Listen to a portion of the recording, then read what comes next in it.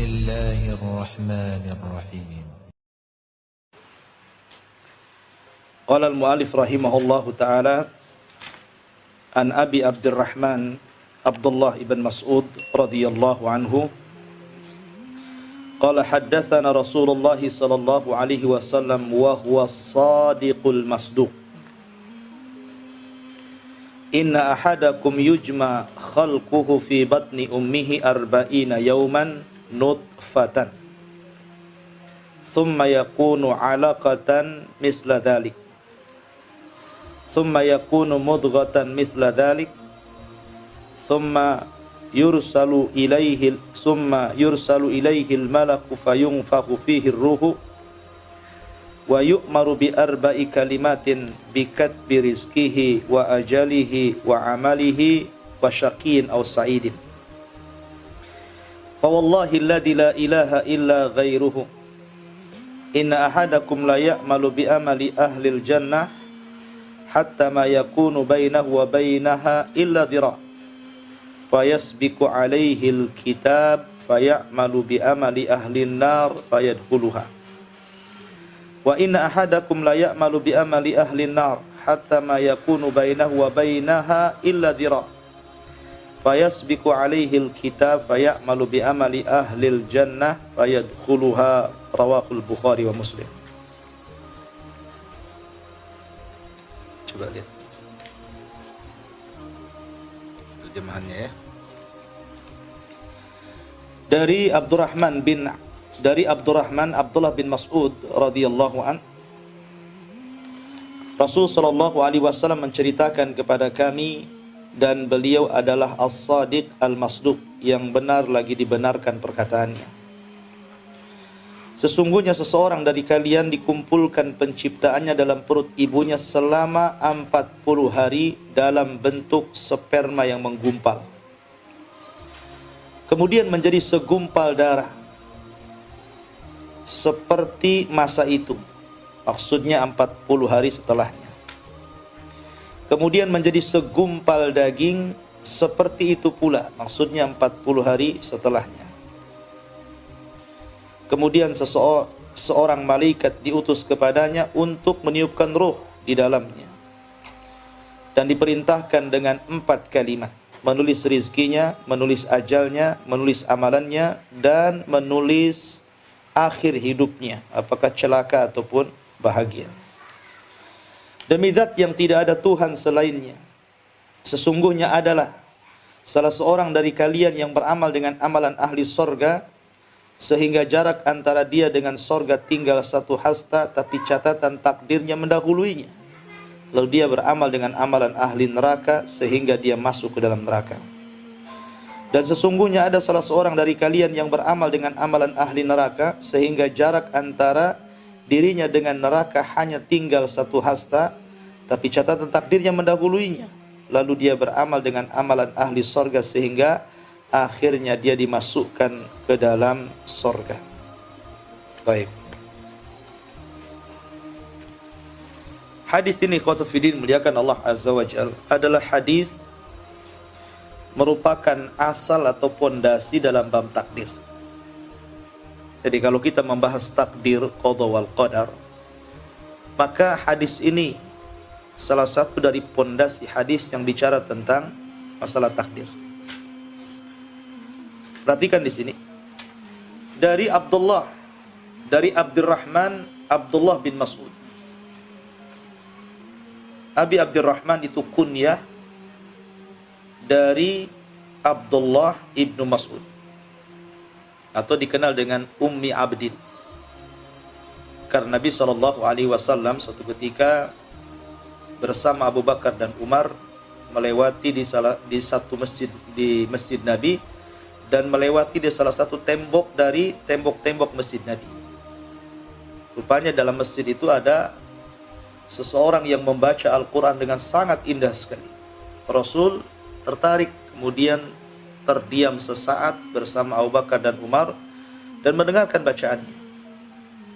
Setelah itu Nabi SAW bersabda kepada Abu Bakar dan Umar, kalau kalian ingin man arada an yasma al-Qur'ana ghaddan tariyan falyasma'ala ibnu ummi abdin. Barang siapa yang ingin mendengar Al-Quran sebagaimana diturunkan Jibril kepadaku, maka perdengarkan suara ibnu ummi abdin. Ibnu ummi abdin maksudnya Abdullah bin Mas'ud radhiyallahu anhu. Nabi memuji karena suara Qur'annya yang indah. Makanya suatu ketika Nabi SAW meminta dibacakan Al-Quran di hadapannya. Kepada siapa? Abdullah bin Mas'ud. Kata Nabi SAW, Iqra alayya Al-Quran. Wahai Abdullah bin Mas'ud, bacakan untukku Al-Quran. Kata Abdullah bin Mas'ud, ya Rasulullah, a'aqra'u alayka wal Qur'ana unzila ilayka. Macam mana saya akan membaca Quran sementara Quran turun kepadamu? Tapi Rasul mengatakan, Iqra, baca saja. Akhirnya kemudian dia membaca surat An-Nisa sampai kepada fa kaifa idza ji'na min kulli ummatin bisyahid wa ji'na bika ala haula'i syahida. Kata Rasul, hasbuka hasbuka. Maka Rasul kemudian menangis karena ayat itu berbicara tentang dirinya nanti pada hari kiamat yang akan menjadi saksi di antara seluruh umat manusia. Dari sini maka Nabi SAW sangat mencintai Abdullah ibn Mas'ud. Kenapa? Karena dia pakar dalam Al-Quran. Dia seorang imam, al-allama, seorang zahid, seorang ulama. Ilmu di zamannya bermuara kepada dirinya. Karena dia orang yang belajar banyak dan lama dengan Rasul, termasuk as-sabiqun al-awwalun. Dia hijrah 2 kali ke Habasyah dan ke Madinah, dan dia ikut di semua peperangan Nabi SAW sehingga beliau wafat dan dikuburkan di Baqi bersama para sahabat yang lain di samping Masjid Nabawi. Taib. Itu Abdullah bin Mas'ud. Dia mengatakan, haddatsana Rasulullah. Rasul sallallahu alaihi wasallam menceritakan kepada kami, wa huwa shadiq al-masduq. Shadiq artinya orang yang kalau ngomong itu tidak pernah dusta. Disebut shadiq namanya. Ya. Dan Nabi sallallahu alaihi wasallam tidak dikenal dustanya. Makanya ketika Nabi SAW di awal dakwahnya, ketika beliau berdiri di Bukit Safa, maka Nabi sallallahu alaihi wasallam ingin mengetes orang-orang Quraisy ini, apakah masih percaya dengan dirinya atau tidak. Sehingga Nabi mengatakan, ara'aitum in kana mi wara hadzal jabal, bagaimana pendapat kalian kalau di belakang bukit ini, maksudnya Bukit Abi Kubais yang sekarang jadi istana raja, ada khailut, ada pasukan kuda yang akan menyerang kalian, musabbihukum wa mumassikum, pagi atau sore hari, apakah ucapanku masih dibenarkan? Maka mereka mengatakan, ma jarrabna kadhiba, kami tidak pernah melihat Anda mengucapkan sesuatu yang dusta. Artinya bahwa Rasul tidak pernah mengucapkan sesuatu yang dusta. Maka dia disebut as-sadiq. Ya, orangnya itu jujur. Sadiq al-amin. Itulah gelar Nabi SAW sebelum diangkat menjadi Nabi dan Rasul. Adapun al-masduq yang dibenarkan, maksudnya yang dihabarkan Nabi SAW dari Allah Subhanahu wa Ta'ala berbentuk wahyu, itulah yang dibenarkan dan harus dibenarkan. Karena Nabi SAW la yantiqu anil hawa, tidak mungkin mengucapkan dengan hawa nafsunya. Yang diucapkan adalah wahyu yang diwahyukan kepadanya. Kenapa? Karena yang akan diceritakan di sini soal gaib. Ya. Soal gaib, soal masalah janin yang ditiupkan roh, kita tidak tahu. Ruh saja seperti apa kita tidak tahu. Yas'alunaka 'anir ruh, qulir ruhu min amri rabbi. Wa ma utitu minal ilmi illa qalila. Mereka bertanya tentang ruh, katakan ruh itu urusan Rabbku, urusan Allah Subhanahu wa Ta'ala. Karena kita tidak diberikan ilmu kecuali sedikit. Karena ini perkara gaib ini, masalah ruh, masalah janin yang di perut ibu ini, masalah gaib. Makanya dimulai dengan kalimat as-sadiq al-masduq. Rasul itu sadiq orangnya, tidak pernah dusta. Al-masduq, setiap ucapannya pasti benar. Karena wahyu dari Allah Azza wa Jalla masuk di akal atau tidak masuk di akal. Ya, karena ada perkara-perkara yang tidak masuk di akal, ada yang perkara-perkara masuk di akal. Yang masuk di akal mungkin oke lah, tapi yang tidak masuk di akal berarti tetap harus dibenarkan karena itu wahyu dari Allah Azza wa Jalla. Karena yang akan diceritakan perkara gaib, makanya di sini diawali as-sadiq al-masduq. Kemudian Nabi SAW mengatakan, inna ahadakum, sesungguhnya salah seorang di antara kalian yujma' khalquhu, dikumpulkan penciptaannya, fi batni ummihi, di perut ibunya, arba'ina yauman nutfatan, selama 40 hari berbentuk segumpal sperma. Asal penciptaan manusia bukan dari sperma. Asal penciptaan manusia itu dari tanah. Dialah Adam alaihi salatu wassalam, khalaqahu min turab. Allah ciptakan dari tanah. Summa yaqulu lahu kun fayakun. Allah yang menjadikan dia dari tanah, kemudian Allah tiupkan roh. Maka jadilah dia Adam alaihi salatu wassalam. Tetapi keturunannya tidak dari tanah. Sama dengan iblis kan gitu ya. Dari api, dari ujung nyala api. Tapi keturunannya tidak. Mereka menikah juga dan punya keturunan. Sama dengan manusia, menikah dan punya keturunan. Ya. Tetapi semua manusia akan kembali ke tanah. Karena asal penciptanya dari tanah. Lah, di sini manusia itu ketika dalam perut ibunya arba'ina yauman, 40 hari berbentuk nutfah. Nutfah itu segumpal sperma. Tsumma yakunu 'alaqatan. Kemudian menjadi 'alaqah. 'Alaqah itu artinya segumpal daging, membentuk, sudah membentuk dari sperma itu membentuk, mulai membentuk manusia. Ya. Misla dzalik. Seperti itu juga maksudnya 40 hari setelahnya. Tsumma yakunu mudghatan. Segumpal alaqatan daging, darah dulu ya, dari sperma kemudian darah. Tsumma yakunu mudghatan, kemudian barulah menjadi segumpal daging dan menjadi manusia. Dari sini kata para ulama. Kata-kata tsumma yursalu ilaihil malak, kemudian diutus padanya malaikat, fayunfakhu fihi ruh, kemudian ditiupkan ruh. Kapan ruh ini ditiupkan? Ada khilaf di antara ulama ketika memahami hadis ini. Ada yang mengatakan setelah 40 hari. Setelah 40 hari, maka setelah 40 hari ditiupkan ruh. Tapi ada yang mengatakan setelah 120 hari baru ditiupkan ruh. Ya, ada yang mengatakan 40 hari baru ditiupkan ruh. Ada yang mengatakan 140 hari. Karena di sini 40 tambah 40 tambah 40 kan begitu ya. 40 pertama jadi segumpal mani. 40 setelahnya segumpal darah. 40 setelahnya segumpal daging jadi manusia. 40, 40, 40, 120. Berarti 120 hari baru ditiupkan ruh. Ya. Ada yang mengatakan 40 hari, wallahu a'lam.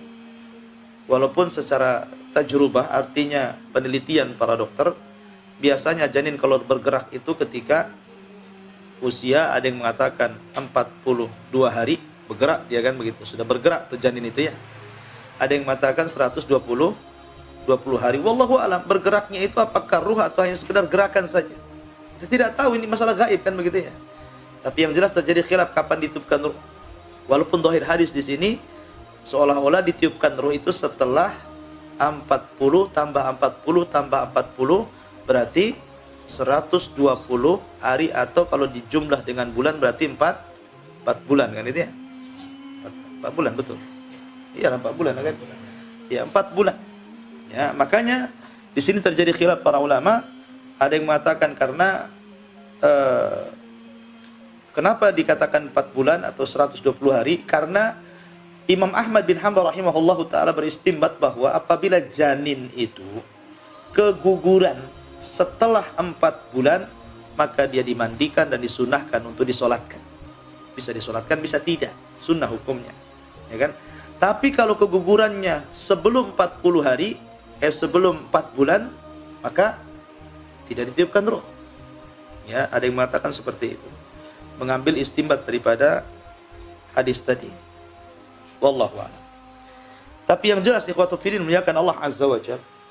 Adapun bicara tentang apakah bayi diketahui bayi itu laki-laki ataupun perempuan, itu bukan persoalan gaib. Karena sudah ditemukan alat-alat kan gitu ya.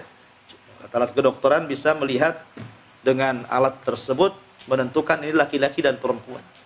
Bukan masalah itu. Ya, masalah yang dibahas dalam hadis ini adalah bicara tentang masalah ruh dan juga jasad yang menyatu. Kemudian juga masalah takdir yang kita tidak tahu. Janin ini akan seperti apa nanti? Ya kan, bentuknya seperti apa? Hitamkah, putihkah, tinggikah, pendekkah? Tidak tahu, wallahu a'lam. Ya kan? Cacatkah, sehatkah? Kita tidak tahu. Termasuk juga bicara tentang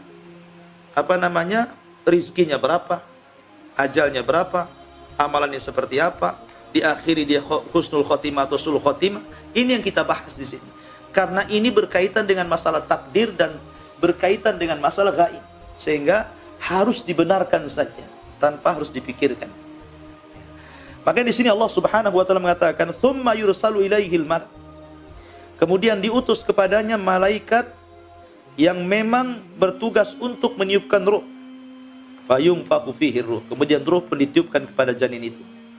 Wa yu'maru bi arba' kalimat. Kemudian dia diperintahkan 4 kalimat. Pertama, bikat bi rizkihi. Rizkinya mulai ditentukan. Dalam riwayat bahwa yang memerintahkan ini Allah. Jadi malaikat ini bertanya kepada Allah Azza wa Jalla, "Ya Rabb, berapa rizkinya?" Maka Allah mengatakan sekian. Maka malaikat pun mencatatnya. Kemudian wa ajalihi, berapa usianya? Maka Allah mengatakan sekian, maka dia pun mencatatnya. Kemudian wa amalihi, dan amalnya. Maka Allah katakan sekian, maka dia mencatatnya. Wa syakin aw sa'idin, apakah dia akan su'ul khotimah atau husnul khotimah ya Rabb? Pokoknya begini, maka dia pun mencatatnya. Jadi semua catatan ini adalah perintah dari Allah Azza wa Jalla. Malaikat hanya mencatat saja. Malaikat tidak menentukan rizkinya seseorang. Malaikat tidak menentukan ajalnya, amalannya, husnul khotimah, sul khotimah. Tidak, yang menentukan Allah. Malaikat ini ditugaskan catat saja. Semua yang memerintahkan Allah Subhanahu wa ta'ala. Maka dari sini ikhwatu fiddin, bahwa seseorang itu tidak tahu berapa rizkinya, kemudian kapan ajalnya, kemudian bagaimana amalnya ke depan, kemudian apakah dia husnul khotimah atau sul khotimah, manusia tidak tahu. Karena ketidaktahuan inilah, makanya kita tidak boleh beriman atau berdalil dengan takdir dengan menyandarkan kepada catatan. Dengan kata lain, kalau memang Allah sudah mencatat rizkinya, mencatat ajalnya, mencatat amalnya, mencatat bahagia dan celakanya, buat apa kita beramal? Oh, sudah dicatat, ya kan? Kalau anda kemudian rajin sholat, rajin puasa, rajin sedekah, rajin baca Quran gitu ya, tahu-tahu masuk neraka. Karena dicatat masuk neraka masalahnya. Lu buat apa amal soleh antum? Capek-capek saja ujung-ujung masuk neraka, gitu loh maksudnya. Ataupun seseorang kemudian menyandarkan kepada catatan, ngapain sholat, ngapain puasa, ngapain zakat, ngapain sedekah. Kalau catatannya masuk surga, pasti saya masuk surga kok. Karena takdir sudah ditentukan. Sering saya katakan, jangan berdalil dengan catatan. Karena catatan kita di Lauhil Mahfuz atau catatan dari malaikat ketika meniupkan ruh, kita tidak tahu catatan kita apa. Antum tahu catatan antum? Kan tidak tahu, ya kan? Yang tahu hanya Allah Subhanahu wa ta'ala. Ya.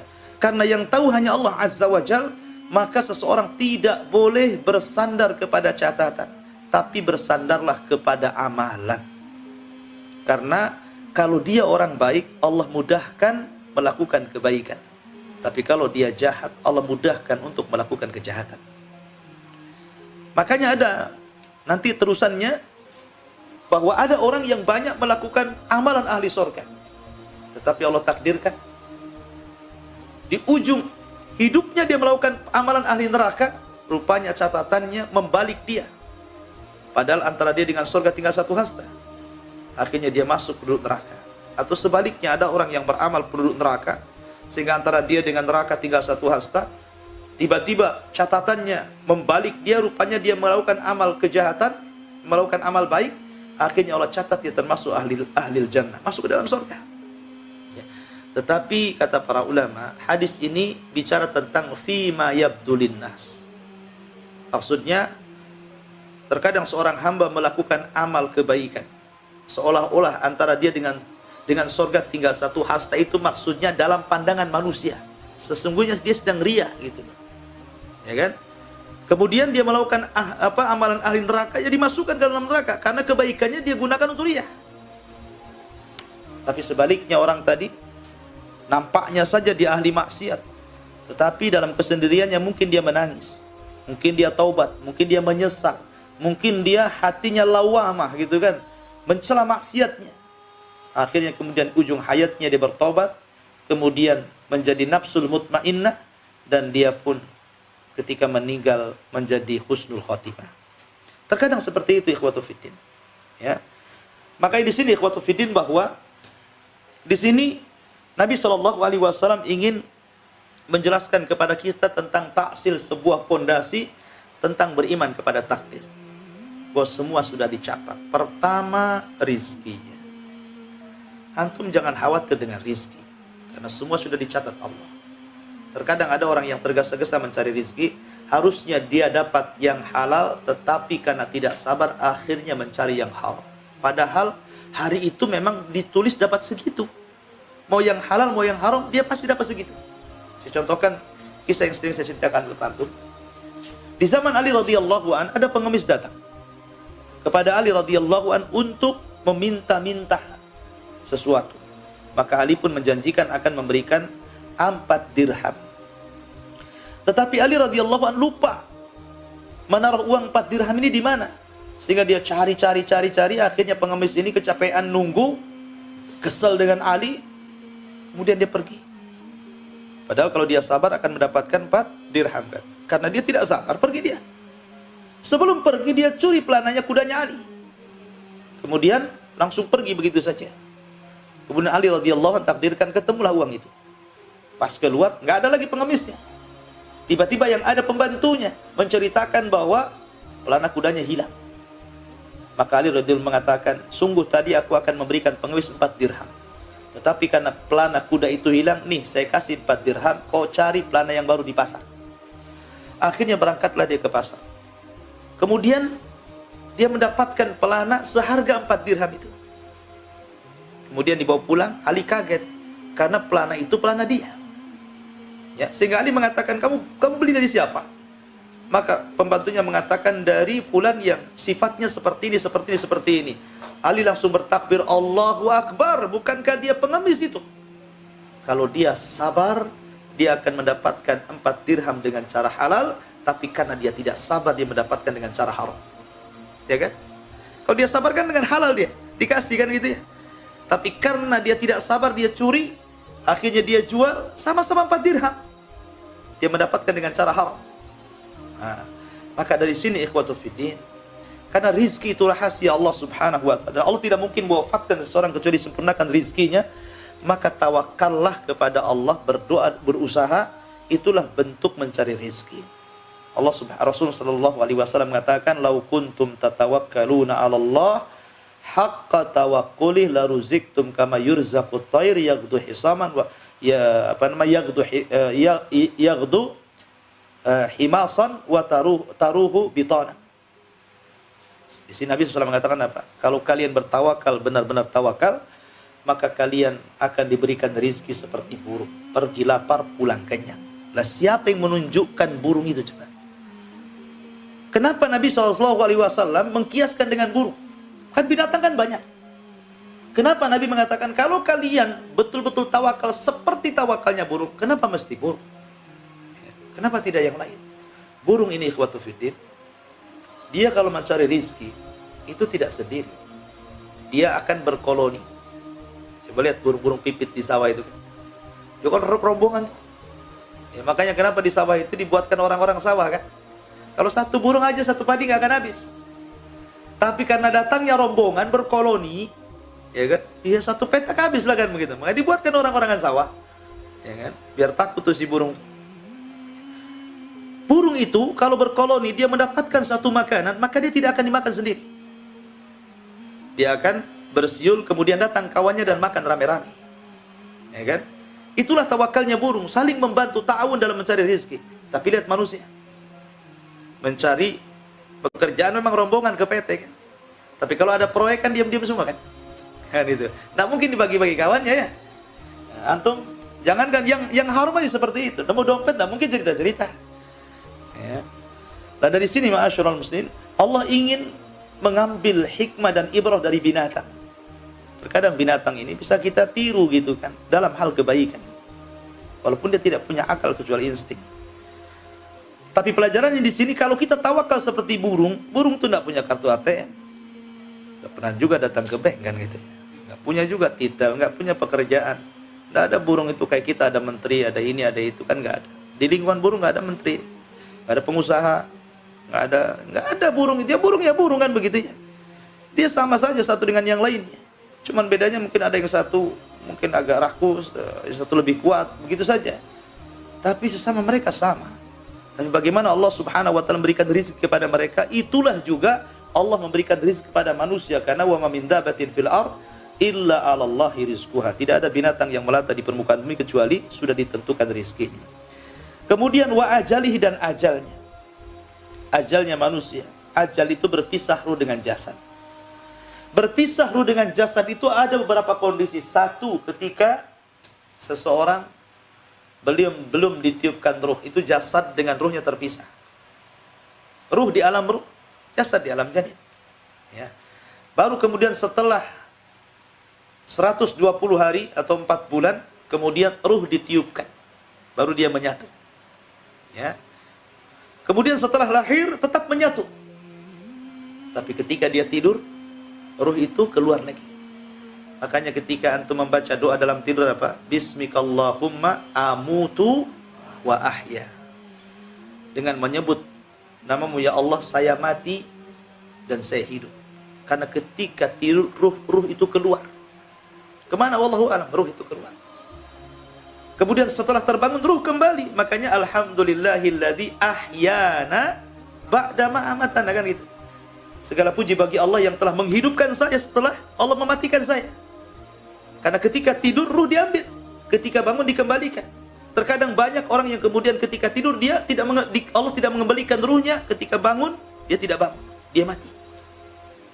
Makanya kenapa sebelum tidur itu disunahkan banyak sunnah kan.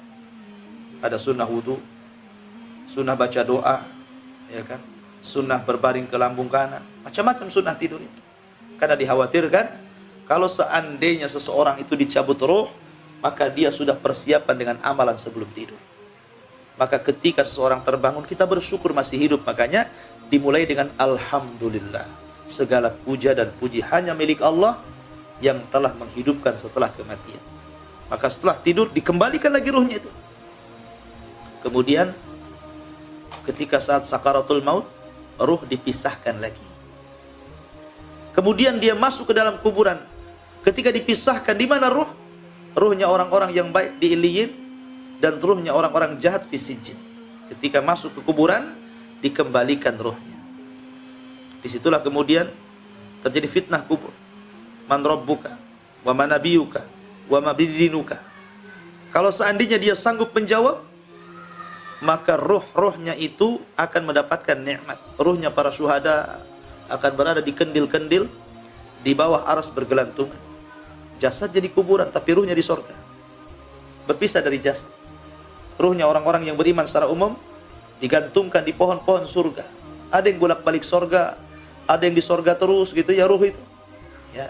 Tapi kelak ketika kiamat dibangkitkan, kemudian Allah katakan, idza zulzilatil ardu zilzalaha wa akhrajatil ardu athqalaha. Ketika seluruh beban berat bumi manusia dikembalikan ke dalam atas bumi, disitulah ruh juga yang tadinya kiamat terjadi dikembalikan kepada Iliyin dan Sijin. Maka Allah katakan wa idzan nufusu zuwijat. Apabila ruh-ruh itu disatukan kembali, disitulah ruh dengan jasad sampai orang masuk surga dan sampai orang masuk neraka. Jadi ruh ini berpisah bersatu, berpisah bersatu gitu ya. Begitulah ruh dengan jasad itu. Nah, kemudian kalimat wa ajalihi, dan ajalnya. Ajal seorang tidak tahu. Katanya seorang ulama, Ibn Daqiq al-Id, bahwa sesuatu yang telah berlalu itu kita tidak tahu apakah amalan kita diterima atau tidak. Salat yang sudah kita kerjakan, ngaji seperti ini yang sudah kita lakukan mungkin bertahun-tahun yang lama gitu kan, kita tidak tahu apakah diterima atau tidak. Tapi kematian sebuah kepastian. Kematian itu sebuah kepastian. Sehingga karena kematian sebuah kepastian, maka seseorang harus takut. Takut akan apa? Takut akan amalan yang telah berlalu tidak diterima. dan takut perkara yang akan datang, dikhawatirkan seseorang mendapatkan azab dari Allah Subhanahu wa taala. Makanya ada dua manusia, ada al-abrar dan ada as-sabiqin. Al-abrar itu orang-orang baik, maka mereka takut kalau akhirnya tidak baik. Tapi orang-orang yang as-sabiqun al-awwalun, orang-orang as-sabiq yang berlomba-lomba dalam kebaikan, justru kalau seandainya di amalannya tidak diterima Allah Subhanahu wa taala, maka dia akan takut. Disitulah perbedaan as-sabiq dengan al-abrar. As-sabiq dengan al-abrar, disitulah perbedaannya. Makanya di sini para ulama mengatakan takutlah seseorang dari ajalnya. Kemudian wa amalihi, dan amalannya. Kita tidak tahu amalan kita. Wa syakin au sa'idin, bahkan kita tidak tahu apakah husnul khotimah atau su'ul khotimah. Kalau husnul khotimah ya sa'id, kalau seandainya su'ul khotimah ya syaki, celaka dia. Ya. Ini semua berkaitan dengan takdir, kita tidak tahu. Makanya dari awal saya katakan jangan berdalil dengan takdir untuk kemaksiatan kecuali setelah bertobat. Ya. Jangan berdalil dengan kemaksiatan kecuali dengan takdir kecuali sudah bertobat. Seperti seorang berzina, jangan katakan kenapa Anda berzina, sudah takdir. Ya. Kenapa Anda mencuri, sudah takdir. Kenapa jadi LGBT, takdir Ustaz. Gak bisa. Ya. Kecuali kalau antum bertobat. Antum sudah tobat dari mencuri, gitu kan? Sudah bertobat dari LGBT, sudah bertobat dari minum khamar. Kemudian antum ditanya, kenapa dulu antum kok bisa minum khamar? Kok bisa bertobat sekarang? Sudah takdir. Nggak apa-apa. Kenapa? Karena dia tidak melegalkan maksiat, karena dia sudah bertobat. Ya kan? Tapi kalau sebelum bertobat jangan. Karena itu sama saja Anda ini telah melegalkan sebuah maksiat seolah-olah maksiat itu halal. Baik, kemudian di sini Nabi Shallallahu Alaihi Wasallam bersabda, ya, di sini, fawallahi alladzi la ilaha illa ghairuhu, inna ahadakum la ya'malu bi amali ahlil jannah hatta ma yakunu bainahu wa bainaha illa dhira, fayasbiqu alaihi alkitab, fayamalu bi amali ahlin nar fayadkhuluha. Kata Nabi Shallallahu Alaihi Wasallam, demi Allah yang tidak ada sesembahan selain daripada dia, sesungguhnya salah seorang di antara kalian beramal dengan amalan penduduk sorga, sampai antara dia dengan sorga itu tinggal satu hasta. Fayasbiqu alaihil kitab, tetapi catatan takdirnya mendahului dia. Ya. Fayamalu bi amali ahlin nar, dia pun kemudian mengamalkan penduduk neraka. Fayadkhuluha, maka dia masuk ke dalam neraka. Tapi sebaliknya, wa innal abda wa inna ahadakum la ya'malu bi amali ahlin nar, beramal dengan amalan penduduk neraka, hatta ma yakunu bainahu wa bainaha illa dhira, sehingga antara jarak dia dengan neraka tinggal satu hasta. Fayasbiqu alaihil kitab, maka catatan takdirnya mendahului dia. Fayamalu bi amali ahlil jannah fayadkhuluha, maka dia pun melakukan amal penduduk sorga, tiba-tiba dia menjadi penduduk sorga. Ini agak riskan di sini kalimatnya. Coba perhatikan juga, seorang hamba sudah melakukan amalan ahli sorga, tiba-tiba di ujung hayatnya dia melakukan ahli neraka, tiba-tiba masuk neraka. Seolah-olah apa? Perbuatan baiknya nggak ada gunanya kan itu. Tapi sebaliknya nih, ini orang ini seumur hidupnya berbuat jahat, tapi di ujung hayatnya dia berbuat baik, tahu-tahu Allah masukkan ke dalam surga. Adil tidak?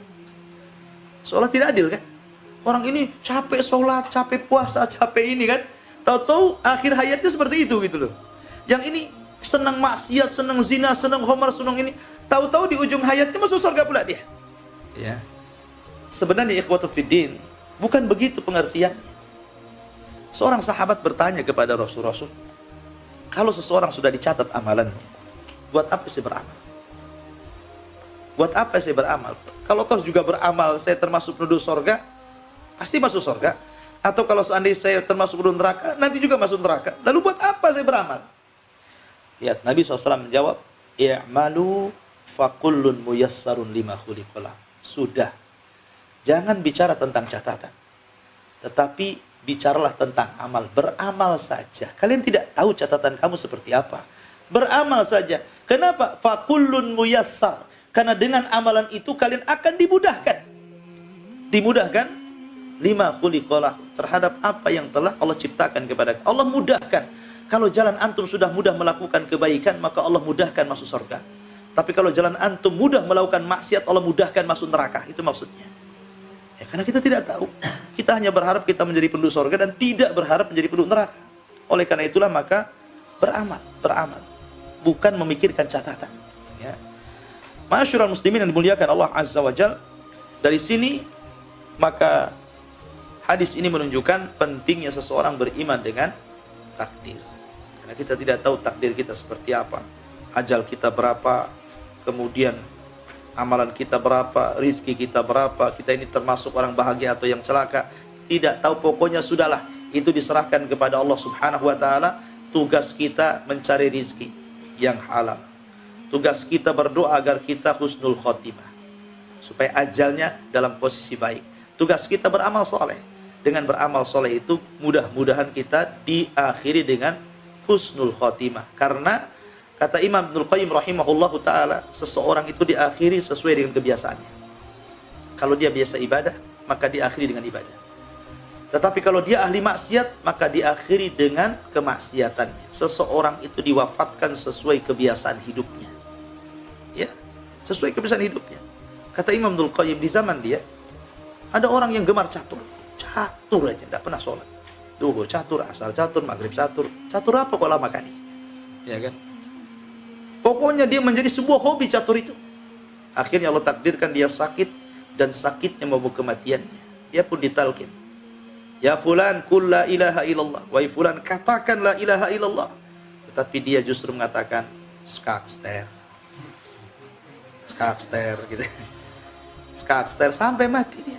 Skakster aja tuh. Ya. Makanya Nabi SAW melarang tidak boleh main catur. Syatranji. Nah, Nabi SAW anis syatranji. Nabi melarang untuk main catur, tidak boleh. Tapi negeri kita ini jadi sebuah lomba, dapat hadiah lagi, gitu ya. Aneh negeri kita ini. Ya. Taib, dan kononnya mencerdaskan, mengasah otak katanya. Imam Syafi'i nggak catur jadi imam. Ya, Imam Ahmad jadi imam besar enggak, bukan karena catur, belajar. Ilmu itu bitta'allum. Ilmu itu dengan belajar. Walaysa bitta'amul, bukan angan-angan. Bukan mikir aja jadi cerdas gitu, enggak, belajar. Orang catur kan mikir aja kan. Makin bodoh lah dia. Ya, dia pintar di catur, enggak pintar di karambol. Jadi masyaallah muslimin muliakan Allah Azza wa Jalla. Jadi hal-hal yang seperti itu, bahkan ada seorang syekh bercerita. Syekh. Jadi ada anak muda itu, Masya Allah. Kecintaan kepada Quran luar biasa. Kemana-mana bawa Quran. Kecintaan kepada Quran sampai kemana-mana bawa Quran. Di mobil dia baca Quran, di kereta dia baca Quran, di pesawat dia baca Quran. Anak muda ini betul-betul cinta dengan Quran. Dan sangat sedikit anak muda yang cinta dengan Quran. Jangankan bicara Quran, antum di kereta, antum di bus gitu kan, atau di pesawat, antum mau sholat saja, di pinggirnya gadis mikir-mikir itu. Ya kan? Kadang malu, mau ibadah kok malu kadang-kadang. Nggak perlu malu, baca Quran walaupun depan orang, mau rame, mau apa, baca Quran. Jadi akhirnya Allah Subhanahu wa ta'ala takdirkan ketika dia mengendarai mobil, tabrakan. Ya. Dengan sebab tabrakan itulah akhirnya dibawa ke rumah sakit. Dan sebab itulah dia meninggal dunia. Tetapi ketika dia meninggal dunia, dia mengulang-ulang suratul Najm. Wan najmi idza hawa, ma dhalla sahibukum wa ma ghawa, wa ma yantiqu anil hawa in huwa illa wahyun yuha. Dan dia meninggal. Ketika dia mengatakan wa ma yantiqu anil hawa in huwa illa wahyun yuha. Dan Muhammad itu tidak mengucapkan dengan hawa nafsunya, yang diucapkan wahyu yang diwahyukan, karena dia cinta dengan wahyu, itu pula yang dibacanya. Akhirnya itulah ayat yang ia baca sebelum menghembuskan nafasnya. Jadi orang kebiasaan hidupnya kan. Ya. Tapi ada juga orang yang gemar maksiat kepada Allah Azza wa Jalla. Dia habiskan untuk bermain perempuan. Dia habiskan untuk narkoba, macam-macam gitu. Sampai Syekh ini mengatakan ketika ditalkin, "Qul ya fulan la ilaha illallah." Katakan ya fulan la ilaha illallah. Justru dia tidak mengucapkan kalimat la ilaha illallah, malah dia menyebutkan seluruh wanita yang pernah dizinahinya, dan dia hafal sampai ketika wanita yang terakhir dizinahi baru dia meninggal. Sebutkan namanya satu-satu. Coba bayangkan, dipermalukan di hadapan orang kan? Tanpa sadar dia mengucapkan itu. Saya berzina dengan wanita ini, wanita ini, wanita ini, wanita ini, sampai yang terakhir dizinahi baru dia mati. Lihat ikhwan, ada orang yang seperti itu. Bahkan ada orang yang melawan. ketika dikatakan kepadanya, ya fulan qul la ilaha illallah, dia mengatakan kafartu bila ilaha illallah. Aku kafir dengan la ilaha illallah katanya. Memang seperti itu, ya, padahal Nabi SAW mengatakan, man qala akhiru kalamihi la ilaha illallah mukhlisan fi qalbihi dakhalal jannah. Orang yang akhir ucapannya la ilaha illallah, penuh keikhlasan dalam hatinya, dijamin dia masuk surga. Karena itu kalimat khawatim, kalimat baik untuk akhir dari kehidupan manusia. Karena tauhid itu awal kewajiban dan akhir kewajiban. Kata Rasul, lakinu mautakum bila ilaha illallah. Talkinkan orang mati kalian dengan la ilaha illallah. Wallahu a'lam. Ini yang bisa saya sampaikan.